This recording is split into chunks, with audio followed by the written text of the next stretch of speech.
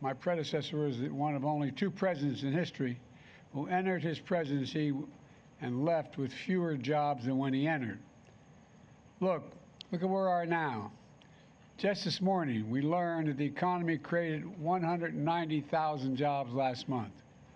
All told, we've added 13.5 million jobs since I took office. Around 800,000 of them manufacturing jobs. We created more jobs in 2 years than any president ever created in a single four-year term. We did it in 2 years. What's more, when I took office, the unemployment rate was 6.3%. The nonpartisan Congressional Budget Office predicted that it would not get below 4% until the end of 2025. Now, the unemployment rate has been below 14% for the last 19 months, the longest stretch in over 50 years. We've recovered all the jobs lost during the pandemic. We've added 1 million more new jobs. More than 700,000 people joined the labor force last month, which means the highest share of working-age Americans are in the workforce now than at any time in the past 20 years. People are coming off the sidelines, getting back to their workplaces. Job satisfaction is higher than it's been in 36 years. We've seen record lows in unemployment for African Americans, Hispanic workers and veterans, and workers without high school diplomas, and the lowest unemployment rate in 70 years for America's women. At the same time, inflation continues to fall. It's now around 3%, about 1/3 of what it was 1 year ago. In fact, we learned yesterday that over the past 3 months, inflation was close to what it was before the pandemic, and incomes are higher now than they were before the pandemic. While pay for low-wage workers has grown at the fastest pace for low-wage workers in 2 decades. Remember, some experts said to get inflation under control, we needed higher unemployment and lower wages. But I've never thought that was the problem. Too many people having a job, or that working people were making too much money. And now, after months and months of bringing inflation down, while at the same time adding jobs and growing wages, it matters. And it's no accident. I came to office determined to build the economy in a different way, from the middle out and the bottom up, not the top down. To move away from trickle-down economics and instead focus on the middle class. Because when the middle class does well, and this is not hyperbole, when the middle class does well, everyone does well. Everyone does well. The wealthy do very well, the poor have a shot, and the middle class can make a living. The Financial Times and the Wall Street Journal have heard me say it before, started calling my plan Bidenomics. It's about investing in America and investing in Americans. It's working. A key pillar of Bidenomics is empowering and educating workers who are the backbone of this country. I want to mention a few actions my administration took this week to support workers by raising workers' pay and helping more workers get good-paying union jobs. First, we proposed a new rule to extend overtime pay for up to 3.6 million workers across the country, additional 3.6 million. And here's why that matters. Until now, salary workers who were not paid by the hour were often not guaranteed overtime pay unless they made less than $36,568 a year. That was a threshold. If you were a fast food manager or made even $1 more in salary, you were not guaranteed overtime pay, even if you worked an additional 40-hour week. The new rules we proposed this week, raise that threshold to $55,000 a year. That means a mom in North Carolina who makes $37,500 a year as an executive assistant and sometimes works a 60-hour work week could now be guaranteed time and a half whenever she works over 40 hours in that week. Plus, moving forward, that salary threshold automatically will update every 3 years so that it stays up to date with wage growth and purchasing power. What would make it easier for workers to earn overtime? In the future, it would. The automatic update was something we did in the Obama-Biden administration. My predecessor scrapped it. We've worked to bring it back, and it'll make a big difference for a lot of American families. Next, thanks to the Inflation Reduction Act, which I might add not a single member of the other party voted for, we're making the most significant investment in clean energy and combating the existential threat of climate change that's ever been made anywhere in the world. According to outside experts, the Inflation Reduction Act is projected to create more than 1.5 million jobs over the next decade, which I said when I was writing the legislation.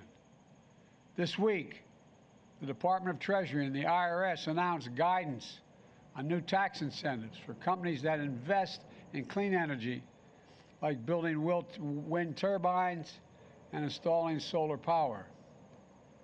In the previous administration, companies got a tax cut, and they could go wherever they wanted to, including overseas, and hire whoever they wanted in order to get that tax cut.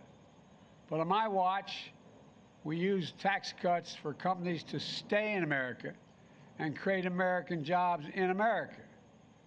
We're providing additional tax incentive for companies to pay their workers prevailing wages, wages you can raise a family on. And if they hire registered apprentices, like those trained and sponsored by unions, that's what happens. For some clean energy projects, they'll still be worth millions of dollars. This is a major incentive to pay prevailing wage and hire union workers. It's good for workers. It's good for the environment. And as companies are beginning to figure out, it's good for companies' bottom line as well. Plus, many auto companies significantly ramped up their investments in electric vehicles. My administration has announced more than $15 billion in funding to help automakers convert existing auto plants while retraining existing workers at good wages, giving them a first crack at the new and different jobs for electric vehicle versus the combustion engine, bolstering the domestic supply chain, and ensuring that auto manufacturing jobs remain good-paying jobs, including union jobs. The auto industry has long been a pathway to the middle class and had provided good-paying jobs. I'm not going to let that change on my watch if I can help it. And if anyone wonders whether unions really make a difference, I urge them to take a look at the new report from the Treasury Department. It's the most comprehensive look ever at the impact unions have on our economy. And it concludes definitively that unions raise workers' incomes, increase home ownership, increase retirement savings, increase access to critical benefits like sick leave and child care, and reduce inequality, all of which strengthen the American economy. Plus, even workers who aren't in unions, even workers who have been laid off, see benefits from unions when they're strong, because unions raise standards across the workforce and industries, pushing up wages and strengthening benefits for everyone. You heard me say many times, Wall Street didn't build America. The middle class built America, and unions built the middle class. Let me close with this. We faced some pretty tough times in recent years. A pandemic that took more than 1 million of our friends and neighbors. 1 million fewer people sitting at our dining room or kitchen tables. People we raised and loved. People we grew up with. Gone.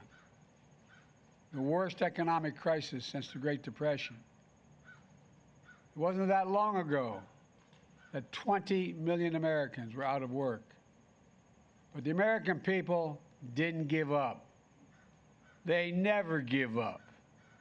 They've never given up. And today we have the strongest economy in the world, the the lowest inflation rate among the major economies, 13.5 million new jobs. You heard me say it before, and I'm going to keep saying it. My dad said a job's about a lot more than a paycheck. It's about your dignity. It's about respect. It's about being able to look your kid in the eye and say, honey, it's going to be okay, and mean it. That dignity is coming back to places all across the country. While I'm proud of the historic legislation my administration has passed and the policies we've enacted, the real heroes in this story are the American people, average Americans. They're the ones getting up every day, putting their heads down, going out that door and going to work. They're the ones starting new businesses, taking the chances, hiring workers, and fulfilling their dreams. 3 weeks ago, at a clean energy factory in Milwaukee, Wisconsin, I met an IBEW electrician who builds and repairs America's growing fleet of wind turbine engines. He said, and I quote, "In America, with hard work and a little faith, anything is possible." In America, with hard work and a little faith, anything is possible. That's what my father's generation believed. That's what these folks believe too. Every day across this country, ordinary people get up and do extraordinary things. Thanks to them, we're going to continue to grow our economy from the middle out, the bottom up, with good paying jobs, more breathing room for families, and American workers building industries of the future. They remind us of who we are. I'm going to keep saying this. We're the United States of America. There is simply nothing beyond our capacity when we set our mind to it and do it together. Have a good Labor Day weekend, and God bless you all. Why are so many Americans living paycheck to paycheck? Business partners. So Americans living. Will you give your bank records to Congress, President Biden? Governor DeSantis tomorrow. Yes. Will you give your bank records to Congress? Are you worried about student loan payments?